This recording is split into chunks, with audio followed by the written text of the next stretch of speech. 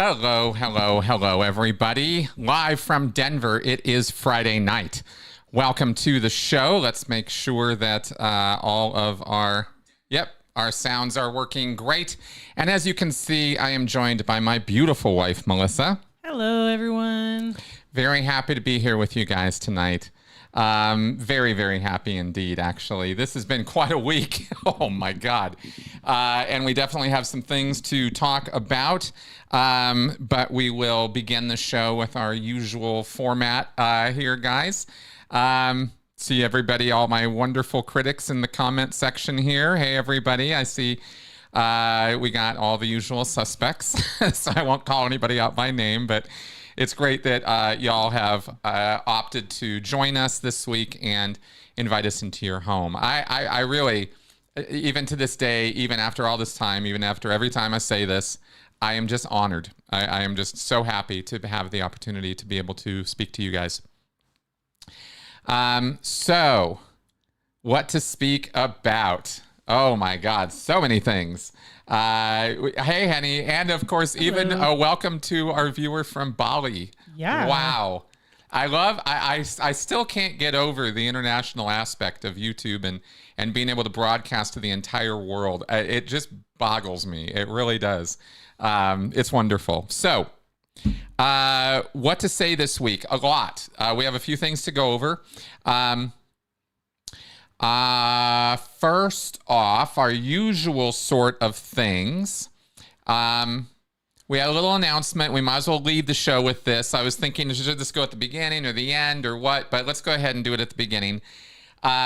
So today, May 12th, in the year of our Lord, 2023, today is my wife and my 5th year wedding anniversary. Yes. So we have been married now 5 years ago today. We said our vows. Y'all saw us on YouTube. I still can't to this day. I went back and looked at it because I was wondering about pulling some video from my proposal to you. Oh, okay. And I was like, oh God, I look so awful in this thing. And it went on and on for a little bit. So I didn't want to replay the whole thing here, but I just thought I would, I looked back on it and I was like, my God, I can't believe I actually had the balls to do that on live YouTube. Not putting myself on a pedestal. I just can't believe I did that, you know? Anyway, yeah, so it was 5 years ago today that my wonderful wife, Melissa, actually did become my wonderful wife, yes. Melissa. And along that line, she has our quote for the week selected on this occasion. This one is for Chris. It is from Elizabeth Barrett Browning. I love you not only for what you are, but for what I am when I am with you. I love you not only for what you have made of yourself, but what you are making of me. I love you for the part of me that you bring out.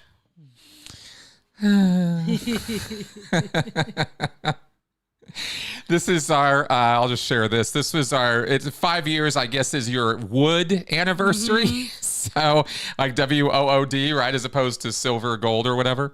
So I got her this, I got for our anniversary gift, this big, huge sign that says, I love you. What was this? I love you more than yesterday, but not as much as I will tomorrow. Something like that. Yeah. It's a huge thing. Yeah, it's a big sign. We can hang in her office. Anyway, so there's our little announcement about that, which we've had a really nice day today. Yes. Yeah, it's been great, and we're gonna probably order in and tonight. So, okay. The other thing is we have some Snuggles Not Struggles cam. Yay. With our little fur baby here, and so cute. Yeah, we have really been overtaken by him this week. He has just been adorably cute all week, just giving us those big puppy eyes. And so you'll see him here, just sort of in a second. He'll shift positions here, but he is just our little Benson on the Snuggles Not Struggles cam. Sometimes he's super, super hyper, and sometimes he's just totally chill, and sometimes he is a little Hoover vacuum. Oh my God, yes. You know, and he will just go and hoover the floor with his tongue, which we keep telling him. Yeah, there he is, just sort of collapsing there. We keep telling him not to do it, and he just keeps doing it. I think it's kind of built into him. So yeah, our little bundle of joy there. So that's there's your Benson cam for this week. Okay, now I had a request to a viewer, Cyprian, our usual legal authority, to call in, and now would be a great time to do that if you are watching and would like to do so, because we're going to move into the main aspect of the show this week, which is talking about the leaked documents in the Danny Masterson case. There was a lot. The case basically this week, as I think everybody who's watching this show knows, Danny Masterson's trial basically concluded. There will be closing arguments next week on Tuesday, and it will probably get wrapped up on Tuesday officially and fully. And according to Tony's reporting, that might indicate that there will be, right after that, an investigation or court proceedings about the fact that there was some real news this week about how basically what I understand occurred is there's a Scientology attorney, Podbersky, and she sent letters of complaint or emails of complaint to the LAPD chief of police and to the DA office of the Los Angeles County court system. And she complained about the fact that the police officers who had testified in the Masterson trial and the deputy DAs, Mueller and I think Anson, had stated that the Church of Scientology was stalking and harassing the victims of Danny Masterson, according to their testimony. Now, what actually occurred is that the officers in question... Oh, thank you, TL Grant. Thank you very much for that anniversary gift. Thank you. Really appreciate that. Now, so the officers in question had only testified to the fact that the victims had told them that that's what was happening, that Scientology was stalking and harassing. And of course, we all know how Scientology operates. And so there's really very little doubt in our minds that Scientology is actively stalking and harassing them. There's no reason not to believe that, given their long history, you know, in terms of, if you wanted... oh, thank you, Chad. Thank you also for that super chat. Very appreciated. If you wanted to bring in, you know, a long line of character witnesses for Scientology, you know, they would all testify that, yeah, Scientology gets up to no good there, you know. They like to stalk and harass people, especially people that they feel are a threat to their organization. This is very mafia-like behavior, very criminal-type behavior. So, so given that that's what the victims told the police then testified to that fact. And of course, the deputy DA office followed up on those questions or wanted to, you know, elicit that because it's part of the case. It's part of the problem of what's going on right now with this case. And it kind of shows that if Scientology is so interested in stalking and harassing these women, they must have cause. Why would they be doing that? Well, because they're trying to shut them up. Why? Because Scientology is complicit in covering up crimes. That's why. They're legally exposed here, and they absolutely know it. And they have, and now testimony has been given to show that. Well, so it's sort of to me a little bit of spilt milk. Saying after the fact, oh, well, those police officers acted in, you know, shouldn't have been saying that. Well, how are they not going to say that? That's what they were told, and that's what they had to testify to. There was no way around that.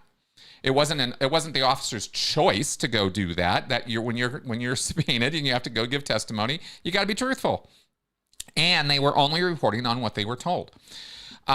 So it was a little bit silly to be issuing these letters of complaint, but in doing so, Podbersky sent an email to the DA office, I believe it was to the DA, saying, with a link, rather, with her complaint about the deputy DA, Mueller and Anson, she included a link to 12 folders of information, which were the redacted defense discovery information that had been given to, the prosecution's discovery information, which had been redacted. It was not the raw data. And it had been shared with the defense team, because that's what you do. You know, you can't have any surprises in these trials. The defense and the prosecution have to know what each other has. This is part of standard court process. And so how, it was wondered, did they have a link in their email to the DA office? This is from the Church of Scientology lawyer. This is not from Danny Masterson's defense team. Big difference. Podbersky does not represent Masterson in any way. She is a Church of Scientology attorney.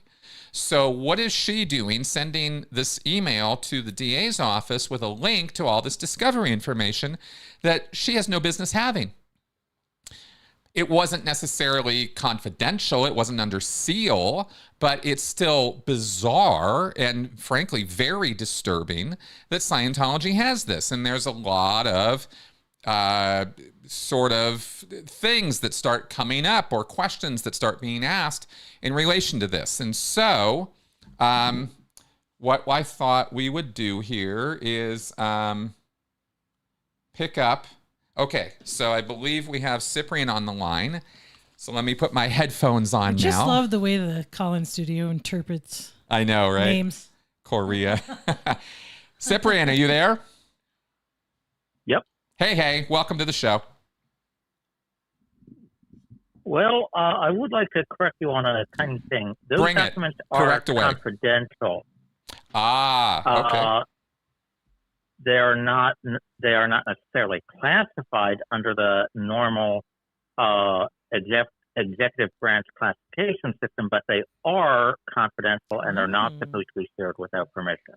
Good. Perfect. Thank you for clarifying that. And I have no problem being corrected on any part of this.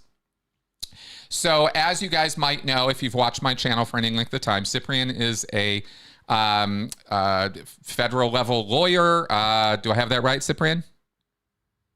I am an attorney licensed in the District of Columbia. Mm-hmm. I am not practicing law as part of any branch of the federal, as part of any part of the federal government. Oh. Got it. Yeah, I didn't mean to imply that. I was thinking about the level you operate at. I pay attention to appellate issues, but I am not working for the federal government. Understood. Okay, good. So I've brought Cyprian on today because, of course, Cyprian and I have done podcasts together on this channel to discuss legal aspects of Scientology, and the legal system is something that, let's be clear, it's a very unclear thing to us lay people because it's complicated and there's lots of layers, and every state has its own individual peculiarities with their state laws. And then there's the federal laws and oversight and all of that. So Cyprian is my sort of go-to legal expert, and I ask him all kinds of questions all the time about stuff. And he very wonderfully shares his time with me about this topic. So Cyprian, you've boned up on what's been happening this week. I've taken a brief review of what Tony Ortega posted. Yeah. Now, that's not enough to know what the legal relevance of the testimony is, because that plays into the specifics of the claims and the specifics of what is being argued about. Sure. But it does give me enough to know, hey, there's been this really appalling leak. What the heck is going on? Mm-hmm. Exactly. So what in terms of this leak of this discovery information, I guess the first question that comes to mind for people is, and yeah, I'm not necessarily expecting you to know the answer to this, but it will maybe discuss it a little bit, is, who could have done it? Who could have had their hands on this information and given it to the Church of Scientology? And the obvious answer is anybody in the defense team. But what do you think, knowing what you know about how this stuff operates, who are we really talking about when it comes to anybody on the defense team?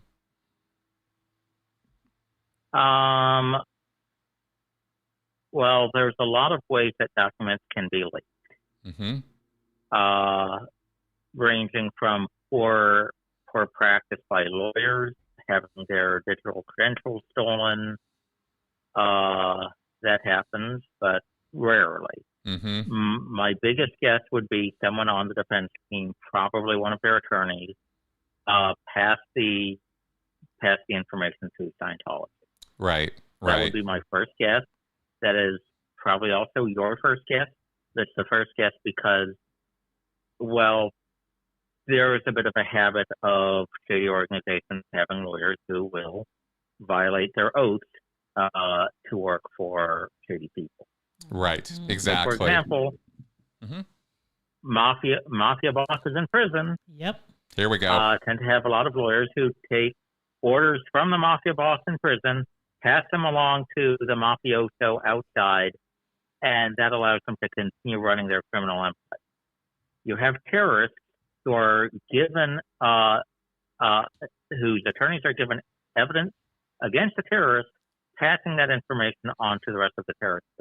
Right. That's a big reason why the military tribunals in Guantanamo Bay were happening, because the civilian lawyers were not trusted. Right. Now that turned into a not good situation because you don't necessarily have a good outcome here. But that's just one of the things you have to expect when you're dealing with civilian terms. Understood. Some of them are scumbags. Yeah, exactly. Some lawyers are, and they have connections with people who are even bigger scumbags, and that is a problem.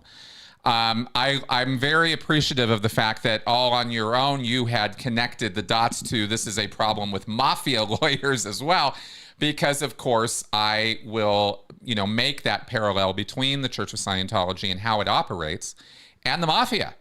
Structurally, functionally, they are so similar.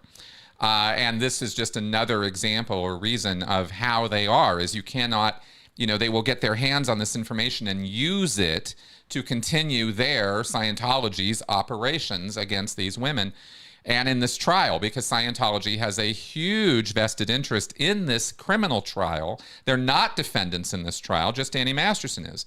But they are defendants in the civil trial that these victims are bringing against the Church of Scientology for stalking and harassment about this case. So, of course, Scientology is very interested in the outcome of this case and the evidence in this case. And so them having all of that information we don't have to make too many assumptions here. It's pretty goddamn nefarious.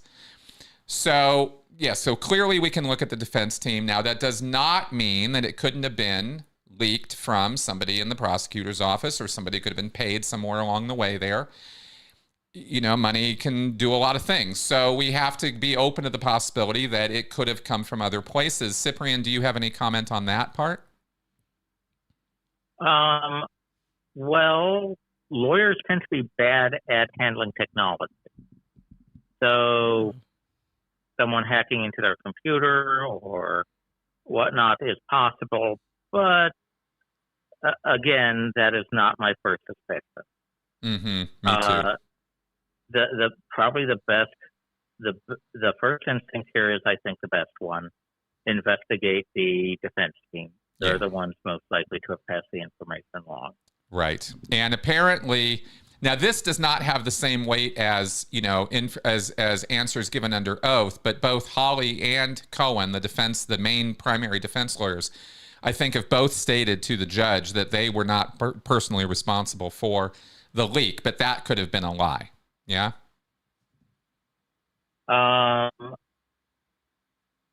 It could have been those statements. I don't know if they took a special oath for that, but lawyers are held to a higher standard, and if they were caught violating that standard, they can be subject to disciplinary proceedings. Got it. Either from the court directly or from the Bar Association more generally. Right. Now, if they're asked, if Cohen is asked, I can't remember the exact question. I'm just sort of trying to think of or imagine if there's a way Cohen could have said, no, I didn't do it, and yet still know who did do it. Technically, he's not lying to the judge, but would he be given any latitude in that direction if it was found he knew?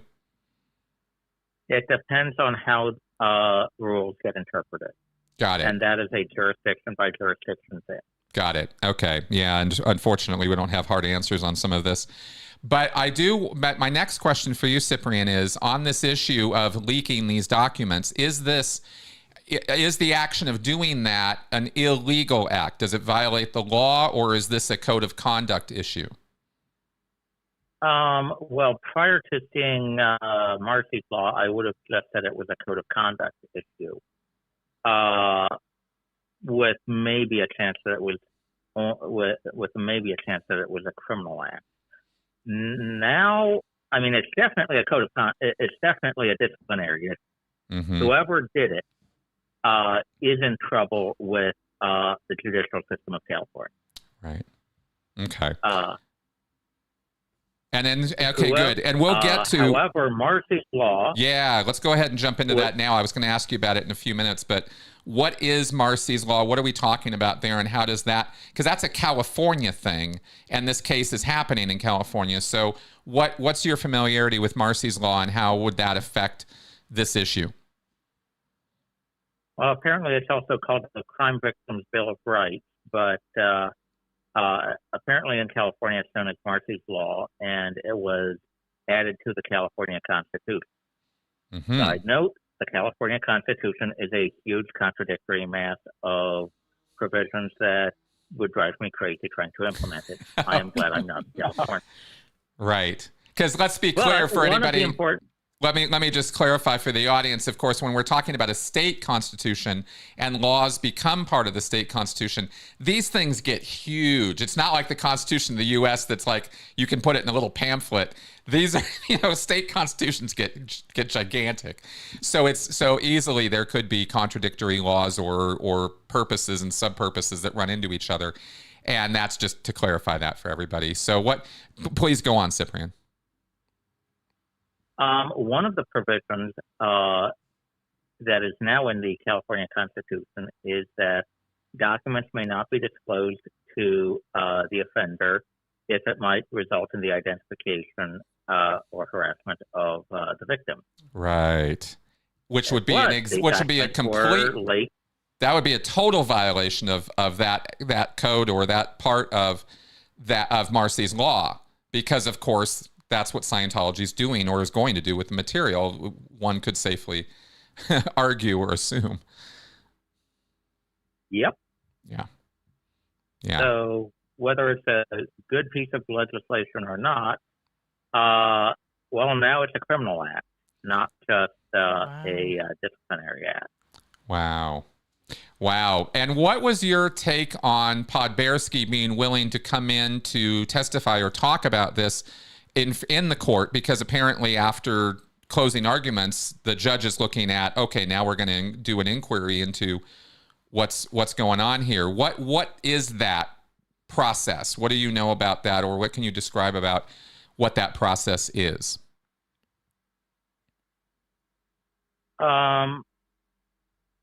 I am utterly amazed that Podbersky would admit to having received those documents. Mm-hmm. Since she must have recognized the redaction and recognized that she did not necessarily have authority to receive those documents. That should have been a huge warning sign that disclosing she had them would raise a lot of serious questions. Right. So she's going to have some things to answer for if she comes into that courtroom and is asked sharp and pointed questions about how'd you get these documents, where'd you get them from, and what were you thinking passing them on to the DA's office? Absolutely. Yeah. Okay. At that point, it's not even flawed. I'm trying to imagine a situation in which she might have received that in good faith, and I'm just struggling to. Right. Me too. I'm trying to figure out how it could possibly. Now, is it possible? Is it an explanation that, or is there any leeway at all in this that Masterson as the client could have ordered that or wanted that, and therefore that's why they did it? Well, Was she representing Masterson? No, she's representing the Church of Scientology, which is obviously Masterson's church, but they are not a defendant in the case. No. And the thing is, no matter who's paying the bill, the duty of the attorney is to their client. Mm-hmm. And maybe Masterson would have requested it, but unless he's on the record as being her client, it's going to be an uphill battle to prove that was done at his direction. Right, at his direction. Okay, got it. Yeah, see, Masterson could very well have sent it. He could have himself been the leak. Hey, give me this stuff, and off he sent it. What would be the consequences if that were found to be the case? If he was the leak, not a lawyer, but the lawyer would have had to have given it to him, or somebody in the office would have had to have given it to him. Yeah. Well, clients are almost never sanctioned, but that might end up being one of those rare cases where a client could be sanctioned. And that might mean like a monetary fine for him as an individual? At least. At least. I would think it would be at least contempt of court and subject to at least a fine, possibly a day or two in lockup. Okay. All right. So he could see a little bit of time for this, and probably the fact that now how does Marcy's law impact on that? If he were found to be the source, or a non-legal, like a paralegal or a secretary or something, right? If that had been found to be the source of it, then could there be more than a little bit of jail time because of the implications of Marcy's law? One, I do not know how the implementation of Marcy's law has been decided. Okay. All it tells me is that it's now a criminal matter, not just a disciplinary matter. Okay. And a commenter here is saying paralegal falls under the attorney. So if a paralegal was the source of the leak, let's say some secretary or some paralegal was paid by Scientology without Cohen or Hawley knowing, as the primary, attorneys on record there, would they still be held responsible for that? Somewhat, yes. Okay. Staff are being supervised by the attorney. Got it. And if the staff messes up, the attorney is on the hook, because the attorney is supposed to verify that the elements are being done properly. Good. Thank you. And thank you for that comment there, Stephanie. I appreciate that clarification, because it's hard for me to take anything for granted when it comes to the law. I've had enough conversations with Cyprian where we will even sometimes get at odds over, like, you're kidding me, this is what the law says, I just can't even believe how convoluted it can be sometimes. So all these little points are things I don't assume. So I'm glad to get all of this clarified by you, Cyprian, and by my commenters here.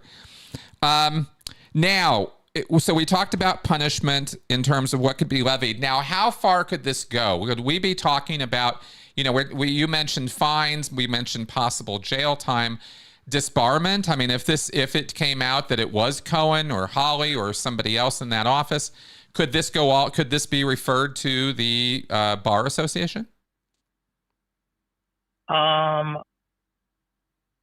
Passing along or allowing confidential documents to be passed along would be a disciplinary violation. And that can be immediately sanctioned by the judge under various different theories. Mm-hmm. But fundamentally, the judge controls his courtroom.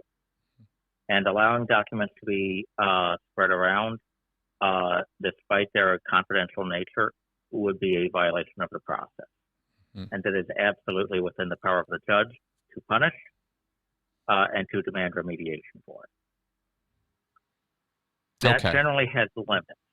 Right, because the judge can't just take their law certificate away from them. That's what the Bar Association has to do, right? Well, the Bar Association does that under the authority of the Supreme Court of the local jurisdiction. Oh. Got it. Okay. This is just a trial level judge. Yeah. then that probably won't be at their discretion. But a lot of things can happen, like fines up to a certain dollar amount, or time spent in jail.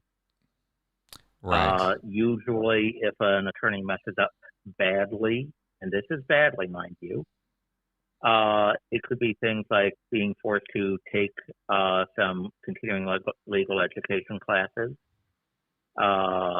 pay a monetary fine, losing your license for up to 30 days, possibly longer.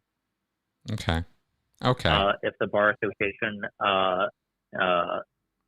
has a committee and investigates it, harsher penalties could be exacted, such as losing your license for 90 or so days, losing your license entirely, being forced to notify all your clients that you have violated certain standards. Jeez. Right. That's the part I was going to ask about next is, let's just say theoretically, right, it was Cohen, right? And Cohen's found to have been the guy, and he gets a fine, and the judge, Judge Almeida or whoever the judge is that would be, overseeing this at the local level, even gives him a day or two in jail or something, right? And what follows him around for that point forward? Is that a reputational point? Is that, you mentioned it could be that he would have to notify clients all the way forever into the future? Like, what kind of legacy repercussions does this have for a lawyer who is found guilty of this? The cases I've heard of a lawyer being forced to notify their former clients of their misconduct were all retrospective. They didn't have to inform future clients of their misconduct. Okay. But once that happens, that tends to be a pretty big blow, and a lot of people retire after that, or they go into a different career. Right, because reputationally, people know. Right. Right. Especially However, in this day and age. This is California, where there's a lot of shady people with a lot of shady money who sometimes feel more comfortable with a shady lawyer than they do with an honest one. True. Right. If reputationally, then your class of clientele might permanently change to the more shady types. Yeah. Right. Yeah. Okay. Got it. Okay. So then, kind of looking forward then, into next week, what exactly, what can you speak to in terms of what exactly can we expect to see? Like, how long do you think this inquiry might take? What would it consist of? How does the court sort of conduct itself in terms of this inquiry into figuring out who did this? I mean, is that kind of the point? Is it's a whodunit and let's figure that out? How does this proceed? The whodunit comes before the punishment. Mm-hmm. Okay. So we don't know how the information was leaked yet. Right. And there could be innocent explanations, although I would be very skeptical. Or it could have been done by someone who was not under a responsibility to the court system.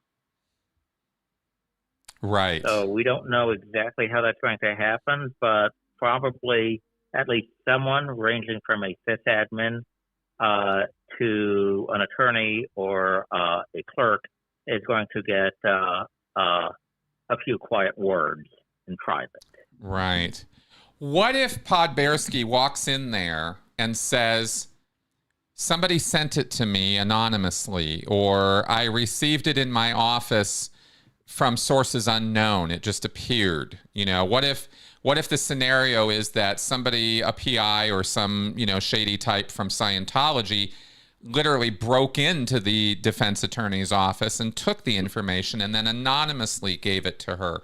Is she under obligation and duty to report that, or is she then free to use that? You are required to inform the other party if you have received their documents in error. Okay. Now, if this is relating to a different client, that tends to be a bit more of a gray area, but you're still generally supposed to notify the party whose documents had been the party that was the source of those documents. Got it. Okay. So if the documents came from the defense, she would have been supposed to notify the defense that she had their documents. Got it. And if she had notified, because it was the prosecution that brought this up, so if she had notified the defense that she had those documents, is that enough of a walk away from all of this excuse for her? If she says, hey, I told them I had this stuff and then I linked to it in this email, would she be under any obligation to report to the prosecution side that she had those documents? That becomes a bit less of a gray area, but that's still a gray area, but usually that would have been enough. Interesting. There's generally not a lot of effort to go after people who have openly disclosed that they received documents improperly. Got it. So would that, or what other imagination, what else do you imagine Podbersky could walk in there and say that would allow her to walk out of there scot-free without consequence for having had those documents and linking to them? I mean, wow. She could, I suppose,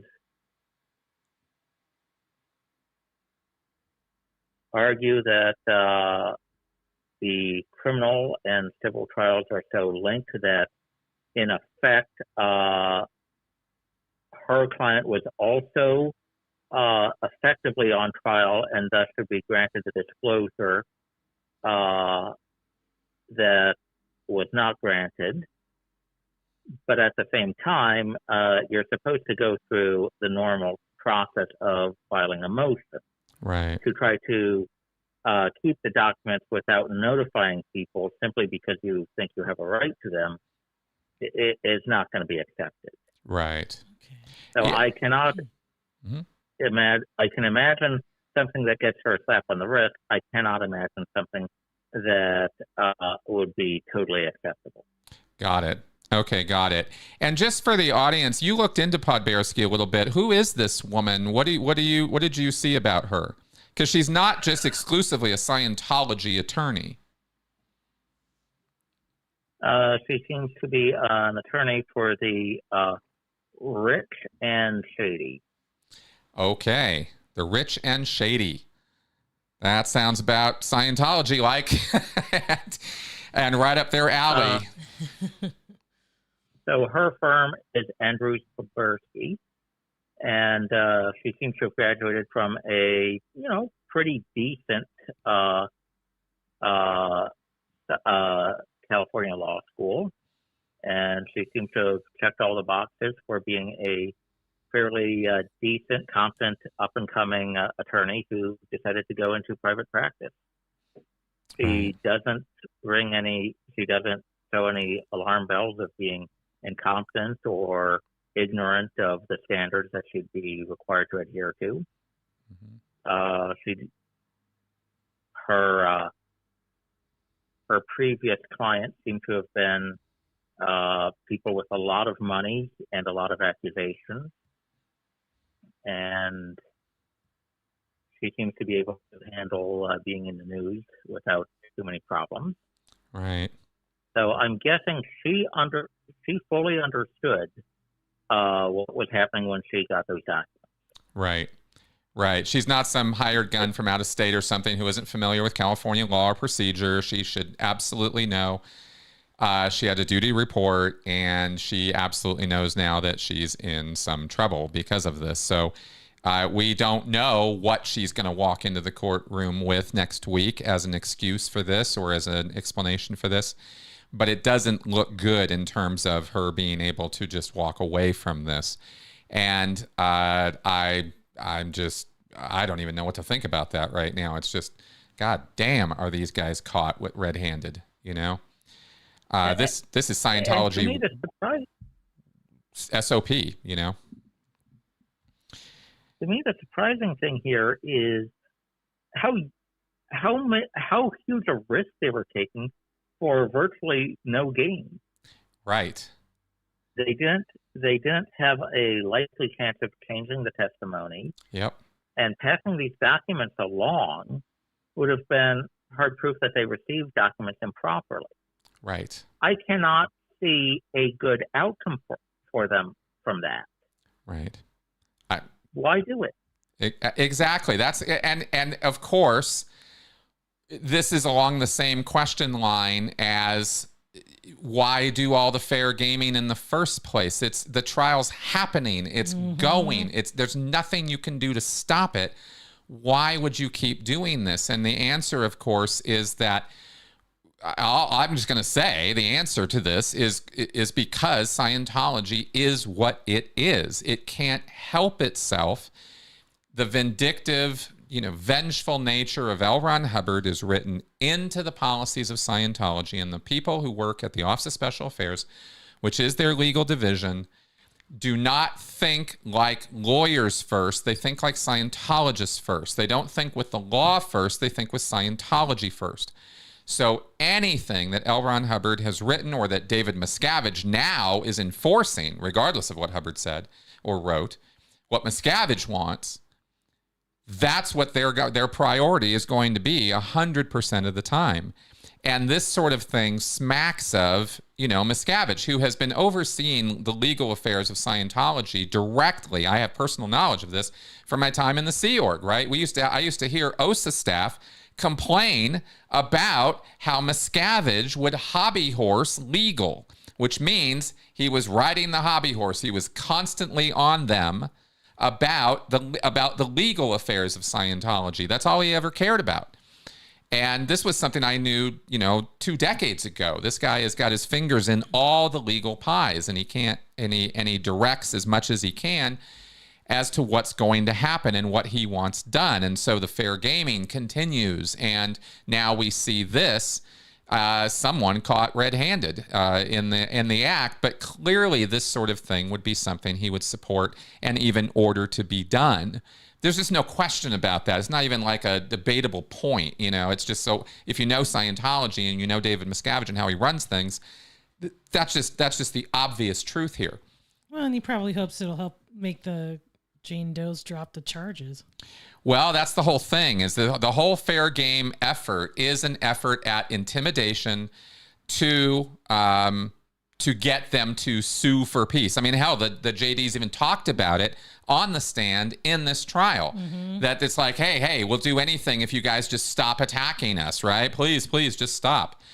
And we'll drop the charges. We'll run away. We'll change our name, whatever it takes. And this is what the product of the fair gaming is supposed to be.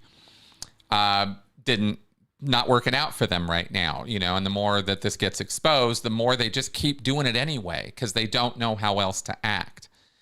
It's insaneville. It's so illogical and irrational that it really is hard to wrap your wits around it unless you know that Scientology mindset and you realize that these are fanatics. These are not rational people. No. They are fanatics. I'm talking about OSA staff now. I'm not talking about Podbersky. She's not a Scientologist. She's just getting paid a lot of money by Scientology. Cyprian, what do you have on that? I read was it Marty Rathbun who wrote Warrior? Yeah, Memoirs of a Scientology Warrior. Yeah.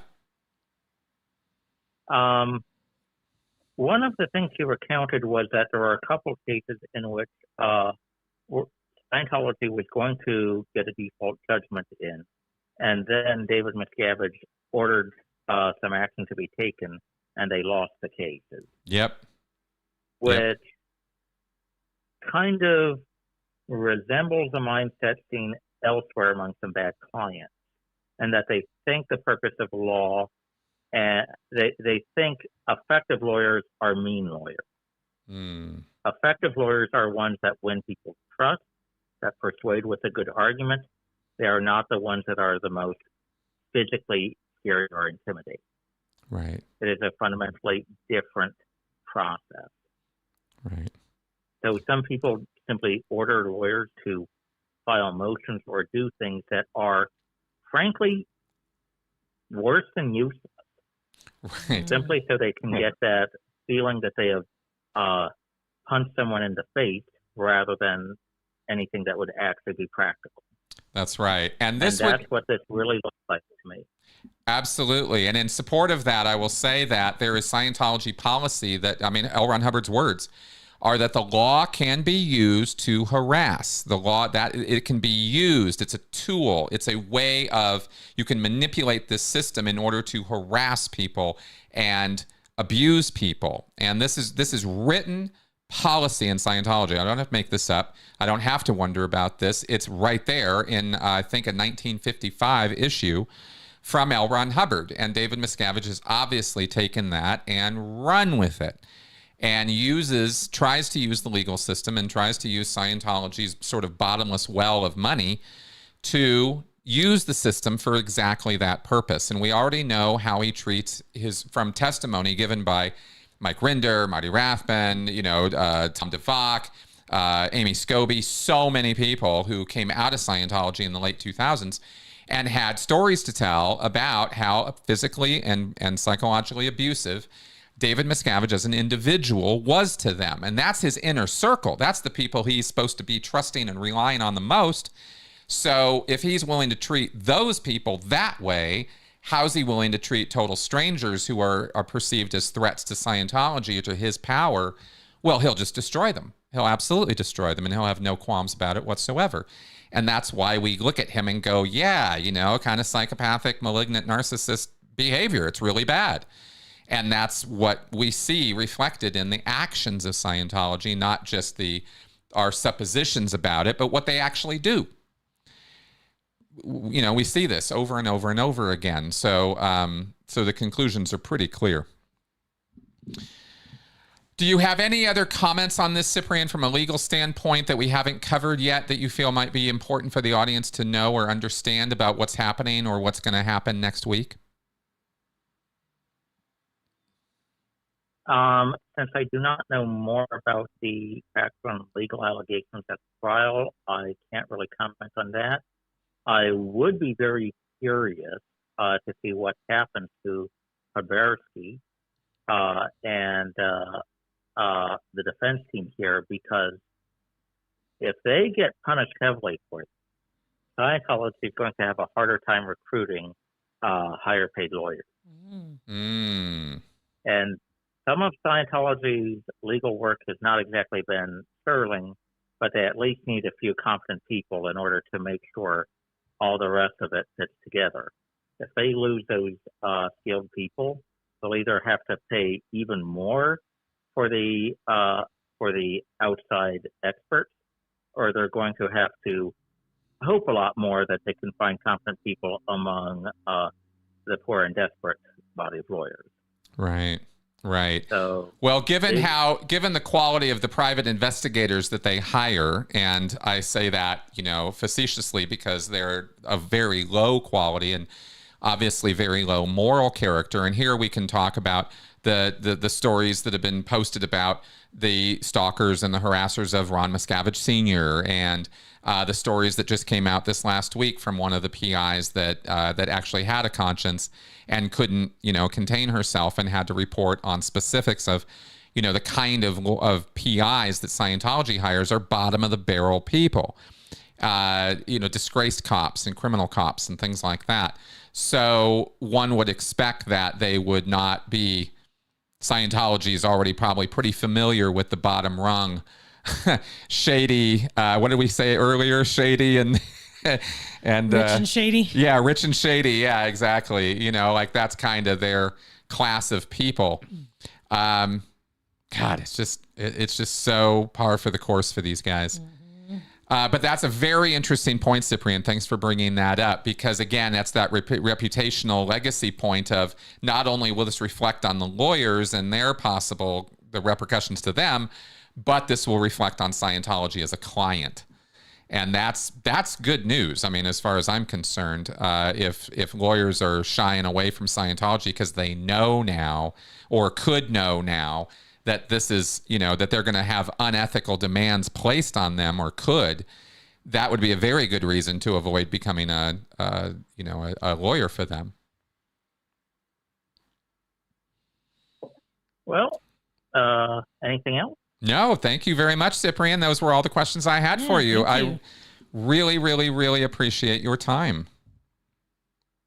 I'll let you go. Good day. All right, man. Talk to you later. Bye-bye. All right. So we do have ourselves 10 more minutes in the show. If you wanted to call in, now would be the time. If you had any other questions or comments about the content of the show or what happened this week or anything like that, feel free to call in. Happy to talk. 984-214-4154. Let's see if I do have another point of news to share with you guys. Different topic, and we'll see if any calls come in. But this is important. This is something I wanted to alert you guys to. Now, a few weeks ago, I was going to mention this, but now it's actually happened. There is, in Texas, in the state of Texas, a law has now been passed that religious chaplains can now go into schools and counsel students. That's terrible. And yeah, if you're concerned about separation of church and state, issues like that, that's its own level of awful. But here's what that opens the door to in terms of what we're talking about today. That means Scientology chaplains can go into schools. Religious figures, right? And Scientology is considered a religion. And that means that in the state of Texas, a Scientology chaplain in apparently like very short period of time from now, it's apparently a passed law. Audit a kid. They can go into a school and they can give kids assists. They can give kids Scientology booklets and pamphlets and material. They could counsel them on their personal problems and issues. And if they wanted to, they could probably go as far as putting, busting out an e-meter and putting kids on the cans. And I wish I was exaggerating. I wish this was not the reality that we lived in. I swear to God, this stuff just gets me I get so upset. But this is exactly what what Texas has now opened the door to in their infinite ignorance of, why we have a separation of public institutions and church. Because when you open that door, you open the door to all of it. Yeah, you open it up to all religions. And I would rather have, I'd rather have somebody from the Church of Satan, the Satanists, come. I know Satanists. I know they're okay. They're just like, and they don't really believe in Satan for the most part. They just are like doing it to mess with the other religions. Exactly. Anyway, this is a big deal. This is not a small thing, and that's why I wanted to bring this up. So I'm glad I had a little bit of time to talk about this. We have got to be on the lookout. People don't. These guys, and I'm positive. Absolutely positive that nobody in the Texas state legislature was thinking about Scientology. What they're thinking about is Christianity. And we're going to force Christianity into these schools, and we're going to get these kids on the track of Jesus. Yeah. And I'm sorry, but fuck that. It's not okay. It's not okay. I get really, really pissed about this, as you can see. I don't have a problem with Christianity. I actually don't. I have a problem with Christianity being forced on school kids who don't want it, don't need it, and never asked for it. Just like I would have a problem with Islam being forced on them. They're always bitching about how we are forcing things on their children, and then they go and do this. Exactly. And I'd have the same problem with Islam being forced on kids, with Judaism being forced on kids. I'm not okay with it, right? I don't want religion of any stripe, any kind, any color in there. But Texans and a lot of other states think this is absolutely the solution to the problems of society right now, and they're just dead wrong. All this is going to do is continue to create more and more problems. These things do not solve problems, they create problems. And to have, the idea of my kid, I don't have a school-aged kid, but if I did, the idea of them going to a school where I have no control over some religious pastor from some denomination or some church I don't even know or agree with, counseling my child. Are you out of your mind? This is, and maybe there are some safeguards in place. I haven't gone and read line by line. I did not go read the law. This is kind of, news story information for me. So if I'm overreacting, fine, but you can see I'm very passionate about this because this is involving children, and I'm just not okay with indoctrinating or propagandizing children with religion of any stripe, any kind, any color, for any reason. You know, right? I wish we could do like, what was it? Iceland? It's one of those countries like in that area that did, where you can't start indoctrinating kids with religion until they're like 13. Right. I'm like, yes, that's when they're rebellious and they don't want to listen to you. Well, there's that. Exactly. And they might listen to you with religion, or they might not listen to you by going to religion too. Mm-hmm, but we gotta, you know, obviously, they might right? do the family ties rebellion. Yeah, my atheist parents, I'll show you. All right, I'll go be a Catholic. Right? So obviously kids are going to be kids, right? But we just don't need to be adding fuel to that fire with this kind of nonsense. I'm just not okay with it. And this is, of course, you know, besides the mainstream religions that I'll sit here and rail against, you know, let's talk about the cults. And this kind of thing opens the door, because if you're going to give it to one, you got to give it to all. And that means Scientology, that means Jehovah's Witnesses, that means Mormons, that means any number of other Hindu, Islam, Chinese, you know, whatever, anything, Shinto. I mean, Buddhist. I don't want any of it in there, and neither should you, as far as my opinion on this thing goes. It's just not cool, you know, because it opens the door to all the cults that have religious status. Mm-hmm. And basically, in the United States of America, they get religious status automatically, right? They just like they get tax exemption. So this is kind of important. I wanted to alert you guys to this, especially if you're in Texas. It's passed. It's a done deal.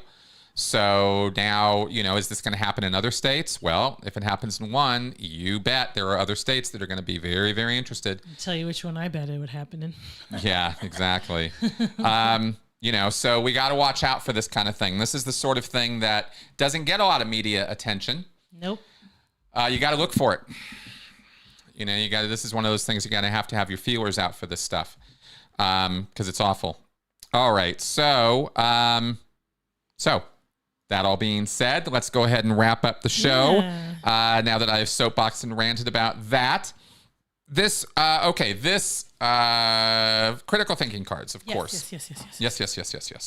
So this is our card deck of logical fallacies and cognitive biases.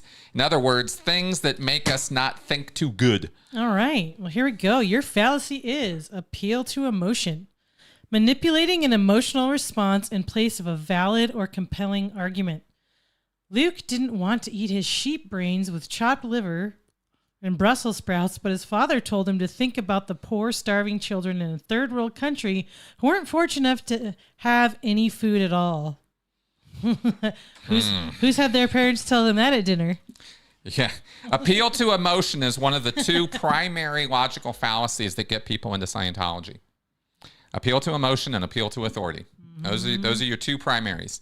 So this is stuff well worth paying attention to, because it'll keep you out of trouble. And that's why I like to end the show with this. And then this weekend, you will see tomorrow a 2-hour conversation between me and John Atack. He is back. And we're talking about AI this time. Now, obviously, we'll get in our long 2-hour conversations. We go into lots and lots of other things along the way, but that's the primary focus of our conversation. This is a very hot topic right now, outside of cults and Scientology and all this nonsense and crap and criminal behavior. There is a much, much larger world out there, and artificial intelligence is a major, major part of it.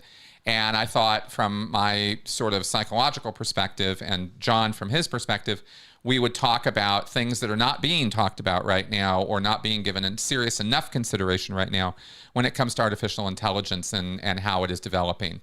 And this is something that I really strongly feel very, very strongly about, that people need to know more about. Okay, so that's why we did a podcast about it. I hope you guys will check that out.